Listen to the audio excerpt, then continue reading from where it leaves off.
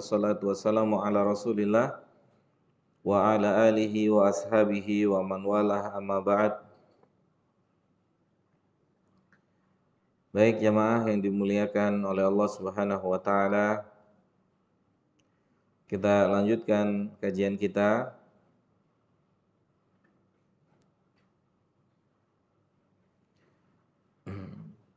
yakni masih berkaitan dengan bagaimana kita membangun kepribadian kita, ya, memiliki perasaan atau memiliki cinta dan juga memiliki benci karena Allah Subhanahu wa taala.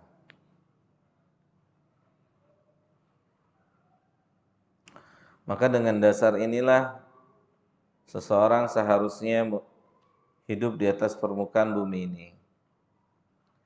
Dengan dasar cinta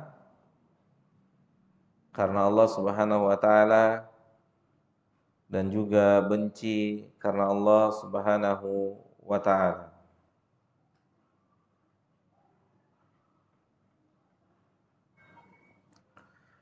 Karena inilah puncak tertinggi keimanan, sebagaimana Nabi SAW mengatakan dalam sebuah hadis, Inna awsaqa ural iman al-hubbu fillah wal bughdu fillah. Sesungguhnya tali keimanan yang terkuat pada diri siapapun juga adalah saat seseorang bisa cinta karena Allah dan benci karena Allah. A'ta lillahi wa mana'a lillahi.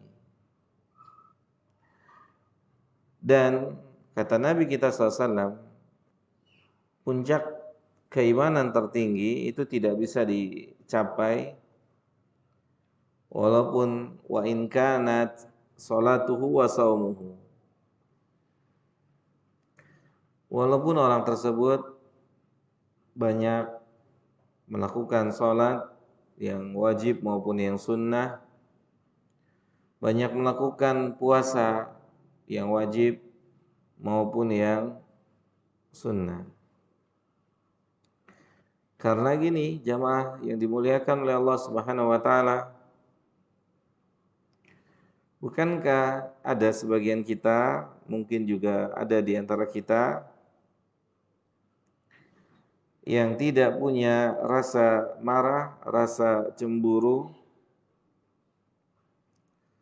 terhadap pelanggaran-pelanggaran syariat yang berada di sekitar kita. Bahkan kita cenderung merasa nyaman, cuek, dan yang semisalnya. Atau mungkin juga kita menjadi penikmat pelanggaran-pelanggaran yang ada di sekitar kita. Bukan menjadi orang yang tidak menyukainya. Jadi jamaah yang dimuliakan oleh Allah Subhanahu wa taala,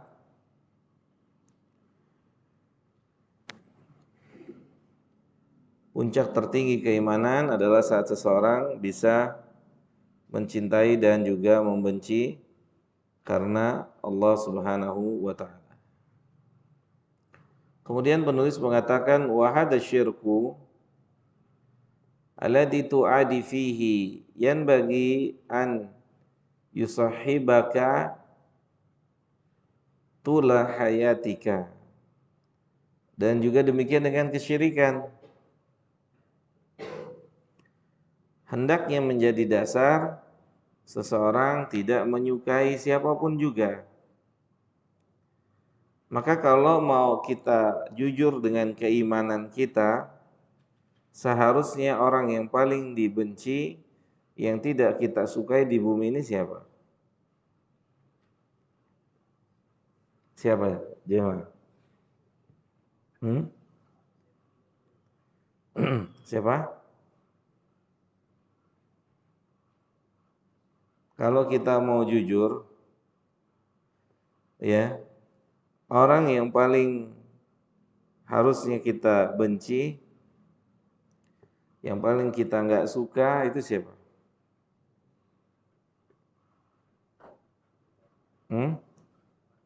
Orang kafir.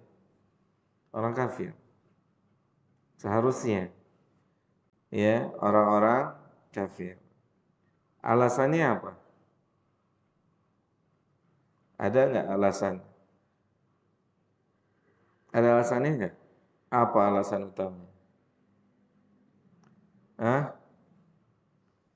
Karena mereka tidak menyembah Allah.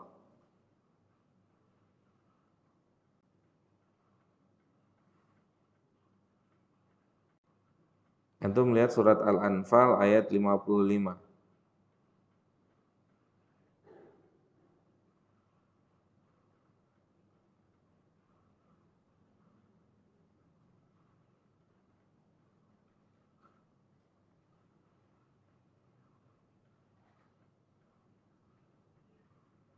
Ketemu?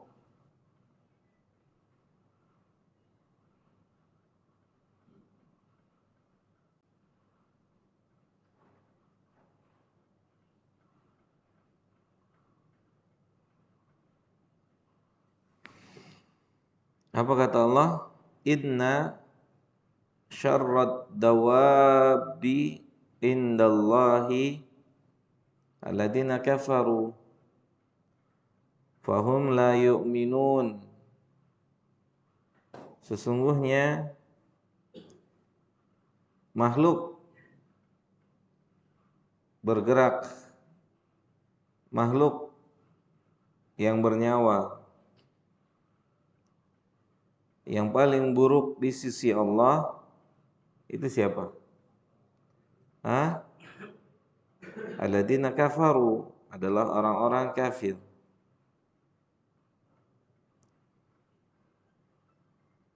Apa alasannya? Sangat dibenci oleh Allah. Fahum la yu'minun, mereka tidak beriman. Itu yang menjadikan, itu adalah alasan utama Allah membenci mereka. Ya, Allah membenci mereka. Tapi lihat di sini jamaah. Apakah dengan kebenciannya itu Allah Subhanahu wa taala menghilangkan hak-hak mereka? Enggak. Mereka tetap diberikan makan, mereka tetap diberikan minum, mereka diberikan pakaian, mereka diberikan tempat tinggal oleh Allah Jalla Jalaluhu. Jelas ya? Adil Allah. Tidak mungkin Allah menciptakan sesuatu dan tidak memberikan sesuatu. Ya.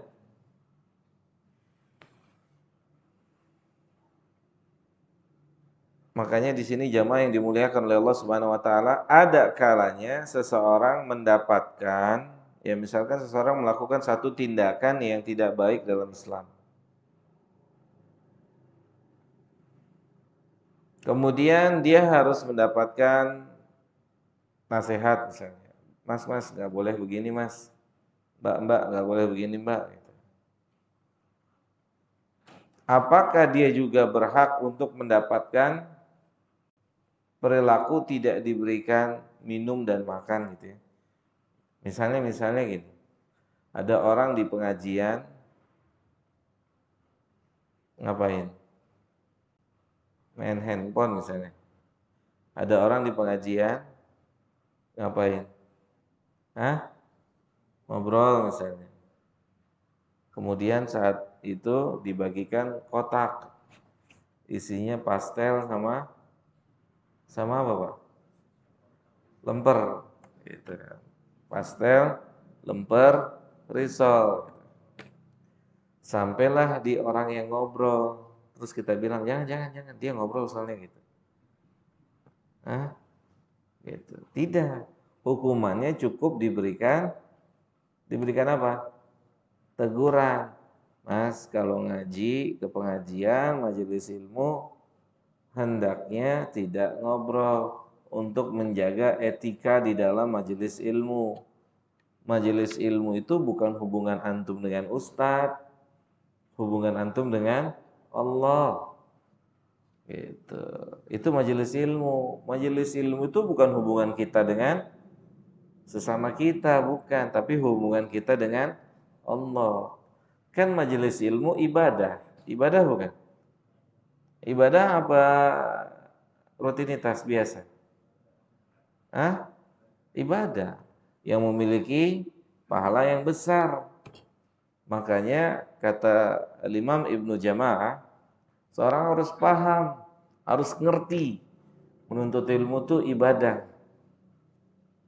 Sehingga dia paham kalau dia itu sebuah ibadah, berarti kan hubungannya antara dia dengan Allah. Terus mesti seperti apa? Mesti bagaimana? Itu dibahas oleh para ulama, cara duduknya, cara berpakaiannya, gitu. Tuh para ulama membahas masalah kayak gini. Ya. Kenapa dibahas? Karena menuntut ilmu bagian dari ibadah. Gak bisa sembarangan, gak bisa sesuka-suka kita, ya. Jelas ya, jamaah yang dimuliakan oleh Allah Subhanahu Wa Taala. Maka mulailah kita, ya, mulailah kita membangun keimanan di dalam diri kita,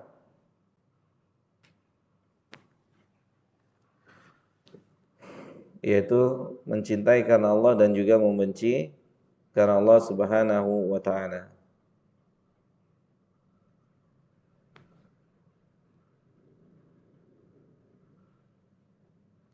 Baik, mungkin ada yang mau tanya sampai sini, silakan.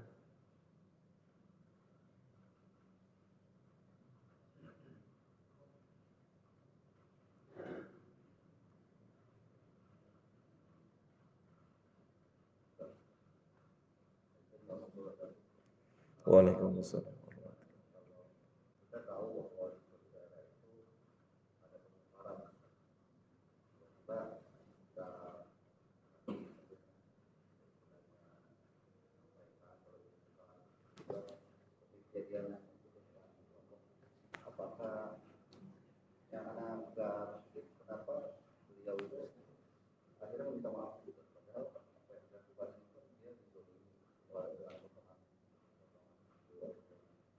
Ya, wallahu a'lam.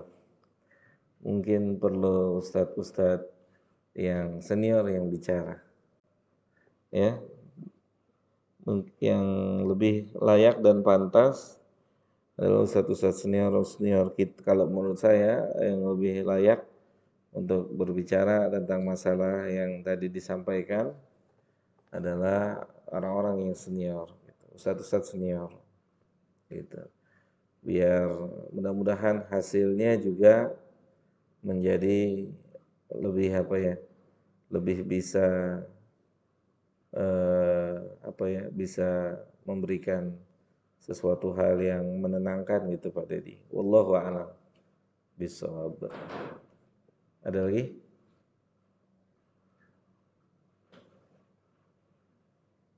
Makanya tadi ya saya nggak singgung kecuali kita harus memberikan atau mengadakan suatu kajian ilmiah tersendiri, ya, kajian ilmiah tersendiri, karena belakangan hari ini sedang apa? Sedang panas gitu ya, sedang tidak kondusif kalau harus kita sebutkan tanpa pembahasan ilmiah, yaitu saat kita mengatakan hadis Nabi, Allah itu sangat marah kepada suatu kaum yang menjadikan kuburan para nabi mereka seperti masjid. Itu perkataan Nabi. Dan kita tidak memperinci. Untuk perinciannya agar tidak terjadi salah faham, potongan video lagi, maka perlu ada kajian ilmiah tersendiri. Makanya tadi saya katakan Kalau ada orang tegur kita, kalau ada orang nasehatin kita, tinggal dilihat dua perkara. Bagaimana sikap kita? Apakah kita terima atau marah? Kalau kita terima, kalau kita marah, alasannya apa? Maka dibutuhkan kejujuran dan keikhlasan. Seperti tadi saya sampaikan, kalau bukan karena pertolongan Allah kemudian jujur dan ikhlas, seseorang nggak bisa terima dengan statement musik itu haram. Karena dia pencinta musik, bahkan mata pencahariannya di situ. Maka butuh apa berarti? Butuh ikhlas, butuh hati yang lapang, butuh taufik dari Allah. Kalau nggak diterima statement ini, apakah karena statement ini menyelisih syariat atau menyelisihi kepribadiannya? Gimana mas? Menyelisih apa mas? Menyelisihi kepribadiannya. Bukannya bilang itu ustadz salah. Gitu. Cari pembenaran, carilah di mana-mana ustadz-ustadz yang menghalalkan gitu kan. Benar nggak? Keliling cari ustadz yang menghalalkan gitu. Gitu. Jelas ya? Jadi butuh apa namanya? Butuh kajian tersendiri, ilmiah, ada pembuktian. Pembuktian. Kalau bisa dibuktikan secara syariat, tentunya jamaah, apa sih yang mau kita cari dari sebuah amal? Kan insya Allah kita semua cari pahala. Benar gak sih? Yang kita cari dari sebuah amal itu apa? Kan pahala dari Allah. Tentunya pahala juga kan Allah sebutkan kriteria-kriteria amal yang mendapatkan pahala. Bukan serampangan sesuka-suka hati kita melakukan amal itu. Dan serampangan itu pun pernah dilakukan di zaman Nabi. Bukankah ada orang yang mau puasa setiap hari, nggak buka, kan udah ada itu, keinginan itu. Bukankah juga ada di zaman itu orang yang mau membujang tidak menikah? Bukankah ada juga di zaman itu orang yang mau melakukan qiyamul lail dan dia tidak tidur atau tidak istirahat? Ini serampangan nih. Maka berita ini sampai ke telinga Nabi, maka Nabi mendatanginya dan Nabi mengatakan kepada mereka, "Ana atqakum, mana orang yang paling bertakwa di antara kalian? Saya puasa dan saya berbuka. Kemudian saya qiyamul lail dan tidur. Kemudian saya pun beribadah dan saya menikah." Bukankah serampangan itu pernah juga terjadi di masa itu dan ditegur? Nabi tidak mengomentari apanya? Nabi tidak mengomentari apanya cuma? Nabi tidak mengomentari apa? Hah? Apanya coba? Yang bisa jawab dapat minum. Apa? Orangnya. Yang tidak dikomentari apanya? Apa? Ikhlasannya, niatnya nggak dikomentari. Kalau ikhlas itu mah urusan pelaku amal dengan Allah. Yang dikomentari apa? Cara beramalnya. Gitu. Ya nggak? Wah ini nggak ikhlas nih, tahu dari mana? Kan nggak begitu. Kira-kira dia sama kita ikhlasan mana? Itu sahabat itu yang mau puasa setiap hari, antum ragu nggak sama ikhlasan mereka? Oh kayaknya dia kurang ikhlas, kayaknya makanya Nabi tegur tuh gitu kan. Hah? Kalau Nabi hidup di zaman kita, mungkin baru mulai melek, kita udah ditegur kali sama Nabi gitu. Hah? Benar gak sih? Iya. Orang ada yang sholat, kan di zaman Nabi itu sholat. Setelah selesai sholat, nyamperin Nabi, ngucapin salam, Nabi jawab salamnya, Nabi bilang, ulang lagi sholatnya. Kira-kira kalau Nabi hidup hari ini, kira-kira kita gimana ya? Hah? Gimana tuh kira-kira? Itu orang hidupnya di zaman Nabi SAW. Kebayang nggak tuh? Itulah yang dikatakan dalam sebuah riwayat yang Nabi menantikan umatnya di telaga secara menyeluruh, tetapi dapat kabar dari Allah ternyata gak semua umatnya bisa bertemu dengan beliau di telaga. Antum tahu apa kata di sini? Karena engkau tidak mengetahui apa yang mereka lakukan sepeninggalmu. Apa itu? Bid'ah. Gitu. Itulah bahayanya bid'ah. Sampai pelakunya tidak diizinkan ketemu oleh siapa? Ketemu dengan Nabi. Itu hukuman apa enggak dihukum ini namanya? Apakah bukan perkara yang merugikan? Antum enggak ketemu istri, antum enggak ketemu anak berhari-hari, berminggu-minggu, berbulan-bulan, gimana rasanya? Enak gak? Nggak enak kan? Punya istri nggak? Punya. Di mana? Di kampung. Ketemunya berapa lama? Berapa lama? Ya kadang-kadang 2 minggu, kadang-kadang sebulan gitu. Bisa hidup kayak gitu? Ya sebenarnya sih nggak bisa. Terus kenapa? Punya anak berapa mas? 5. Anaknya di mana? Ada di sini? Nggak ada. Di kampung semua. Emangnya antum akan hidup lama di sini? Ya kan? Anaknya di kampung. Ntar ketemu anaknya udah 5 tahun gitu. Udah ada 10 tahun. Kehilangan antum. Kehilangan hati anak-anak antum. Dia hatinya justru ada di waktu kecil itu. Ya, dia akan sangat sayang sama antum saat antum telah mendapatkan hatinya di usia kecil. Tapi saat antum kehilangan hatinya di usia kecil, dia lebih dekat sama baby sister. Ya enggak? Nyata enggak? Lebih dekat kepada Pak Supir yang mengantarkan anak-anak antum ke sekolah. Mungkin suatu hari nanti dia akan lupa panggil antum Om. Dia akan panggil Pak supirnya Pak. Mungkin orang lain akan menilai apalagi supirnya sama antum gantengan supirnya gitu kan. Hah? Mungkin ya kan? Anaknya ganteng, ya mirip sama supirnya lah. Kitanya mukanya pas-pasan gitu ya. Orang akan kira itu anak si supir, ternyata itu supirnya. Mungkin kehilangan, jangan. Ya, begitu jamaah ya. Allahu taala a'lam. Ada lagi yang mau tanya?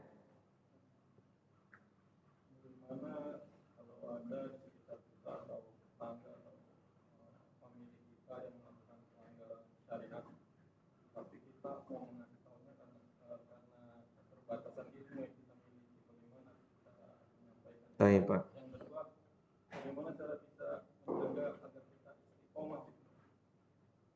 Siap. Di dalam cara menyampaikan ini perlu kita perluas. Tidak mesti dengan majelis ilmu seperti ini menyampaikan dengan lisan atau kita berbicara dengan lisan, itu nggak mesti seperti itu. Nggak mesti seperti itu. Bukankah Abu Bakar berdakwah infak sodakoh dengan apa? Langsung menginfakkan tanpa menyuruh orang berinfak. Tapi Abu Bakar langsung menginfakkan. Nah, sikap kita itu adalah dakwah. Sikap kita. Orang akan merasakan. Gini misalnya Pak. Misalnya tadi seperti yang saya contohkan, kita punya teman, kita punya saudara, atau siapapun kita, dia rajin sholat dan dia juga rajin mabok gitu. Jadi nanti contohnya kan gitu ya. Maka ada kalanya kita berteman dengan dia, kita ajak dia makan, kita ajak dia minum gitu kan. Makan mie Aceh gitu misalnya kan, minumnya apa ya? Jus timun tahu aja dia ya gitu ya. Timun serut makan gitu kan, habis pulang dari masjid gitu kan, kajian mas kita makan ya gitu kan. Kan nggak mungkin juga, seharusnya nggak boleh. Dia lagi mabok, lu kayaknya habis mabok nih, lapar nih, makan mie Aceh dulu ya gitu kan. Ngaco tuh kita tuh, paham Pak? Ah jadi orang itu ada porsinya untuk dicintai dan ada porsinya untuk dibenci. Gitu. Itu stabil tuh orang kalau bisa begitu hidupnya itu stabil. Dia akan apa namanya? Objektif. Ada kalanya dia harus dicintai dan ada kalanya dia harus dibenci. Begitu. Jadi sikapnya seperti itu. Misalnya kita nggak dengan lisan kita, oh dengan ngelihat dia lagi mabok aja kita nengok aja nggak mau gitu kan, kita buang muka gitu kan, terus kita nggak ngasih salam. Tetapi ketika ketemu lagi sama dia di masjid, oh nggak boleh juga kita jadi buang muka, karena dia udah ke masjid nih. Maka sikap kita gimana? Mas, assalamualaikum, gimana kabarnya? Tuh kepalanya nggak mikir bohong pak, kemarin ketemu nggak ada begini-gini ya kan? Kepalanya nggak mikir itu bohong, kepalanya kan berpikir. Mungkin juga lisannya akan bertanya, lu kemarin ketemu nggak begini, lu sekarang kok begini, lah sampaikan. Kan lu kemarin mabok, masa gua tegur lu assalamualaikum lagi mabok, paham? Masa lu lagi mabok gua tawarin martabak, lu mabok ya kayaknya pusing nih mabok nih, minum nih martabak nih, mau martabak manis apa martabak apa? Telur gitu, biar tambah kuat maboknya gitu kan, nih makan makan, kan nggak mungkin gitu kan, paham pak ya? Paham jamaah semua? Orang itu punya ada kalanya dibenci, ada kalanya dicintai. Yang nggak boleh nggak seimbang. Nggak mungkin seorang itu harus dicintai terus menerus, seorang itu harus dibenci terus menerus. Buktinya gini pak, ada di zaman Nabi itu sahabat itu kerjaannya mabok pak. Tapi jujur dia kalau habis mabok nemuin Nabi, aduh mabok lagi nih gua nih gitu. Ya digebukin sama Nabi. Gebukinnya nggak kayak gebukin maling, enggak. Gebukin pakai baki, pakai sendal, pakpok, pakpok, itu hukuman orang yang mabok. Nah, begitu lagi, begitu lagi, akhirnya sahabat kesel nih. Kata sahabat, semoga Allah laknat antum. Maka Nabi marah, nggak boleh. Hukuman dia bukan dilaknat, tapi hukuman dia cukup dipukulin, nggak boleh. Kalau dilaknat, berarti melebihi hukumannya. Paham? Gitu. Nah, gitu harus sikap kita kayak gitu. Ketika kita punya satu kondisi yang seperti antum dan mungkin jamaah yang lainnya serupa, serupa. Ngobrol sama teman gitu. Terus temannya bilang, gue kolu dulu ya gitu, ngerokok dulu gitu kan. Tinggalin gitu. Ntar udah selesai ngerokoknya deketin lagi. Lu kenapa? Baunya juga nggak enak misalkan gitu kan. Baunya nggak enak gitu kan. Nah begitu pak. Ntar ditawarin repot loh pak. Ngerokok nggak? Boleh, apa tuh gitu. Iya kan. Hah? Begitu. Jelas ya jemaah ya? Begitu. Jadi posisinya tergantung apa? Tergantung eh, tergantung situasi dan kondisi. Sikap kita nggak bisa dengan lisan, dengan perbuatan kita tuh orang udah tahu.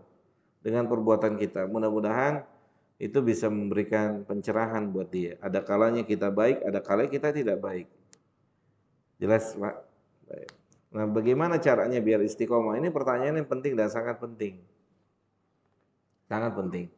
Kita harus jujur Pak, kita pertama harus jujur sama diri kita. Kita semua akan menghadapi suatu hari yang sangat genting yaitu hari kiamat. Dan kiamat kita itu dimulai dari mulai wafatnya kita. Pertanyaan nanti munkar nakir di alam kubur kita. Ini kita harus benar-benar mempersiapkan hari itu.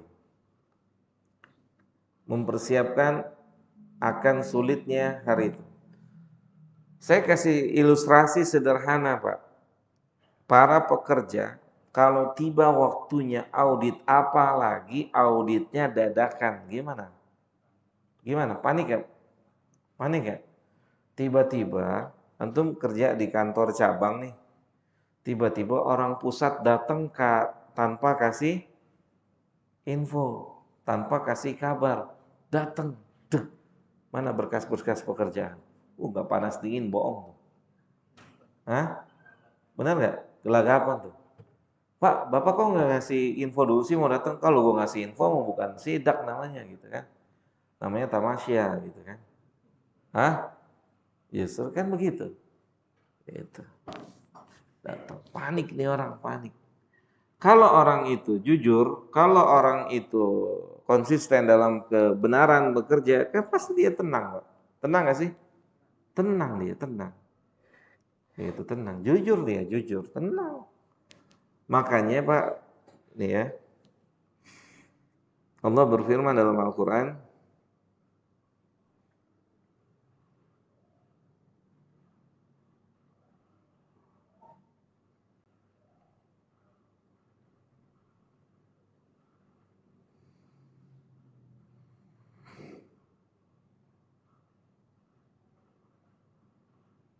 dalam surat Fusilat ayat ke-30.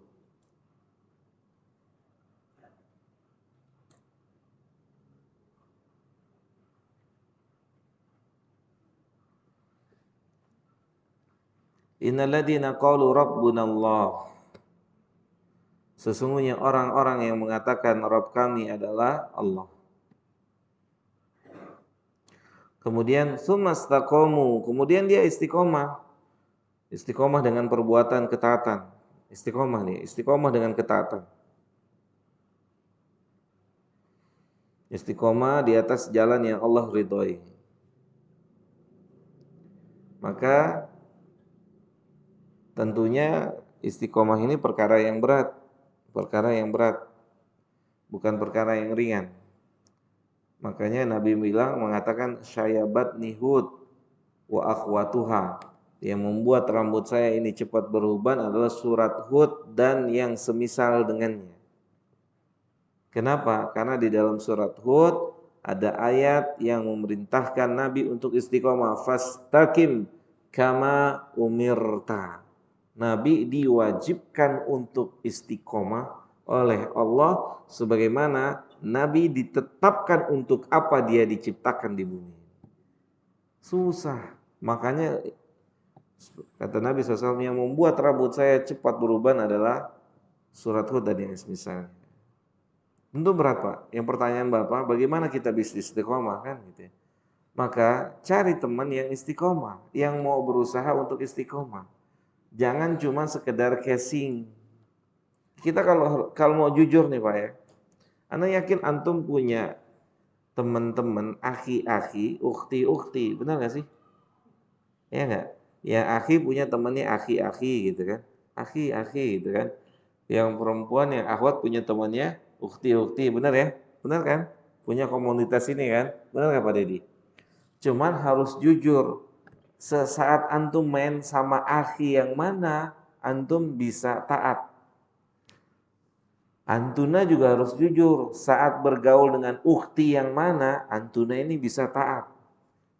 Kan enggak Pak, kan enggak dikit akhi dan ukti bermajelis-majelis ghibah, bermajelis-majelis namimah, bermajelis-majelis bohong. Nyata enggak? Nyata atau tidak? Nyata.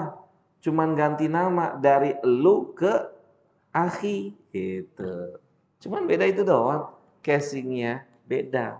Dulu gibahnya belum jenggotan, sekarang gibahnya udah jenggotan. Berarti kita harus tarik diri nih. Oh nggak bisa saya di sini nih. Cuman casingnya doang. Harus jujur tuh. Siapapun kita harus jujur. Gini deh, ilustrasi sederhana. Antum dagang itu hitung-hitungan nggak berapa untung berapa rugi?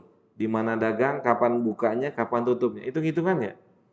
Harusnya untuk finish di negeri akhirat kita itu juga harus jauh hitung-hitungan.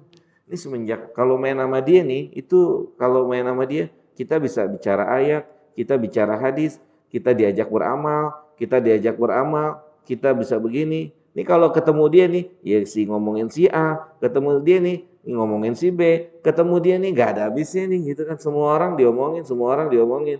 Ah, ya nggak? Bedanya apa bedanya? Bedanya ngomonginnya sekarang jenggotan. Bedanya ngomonginnya sekarang jilbaban. Itu doang.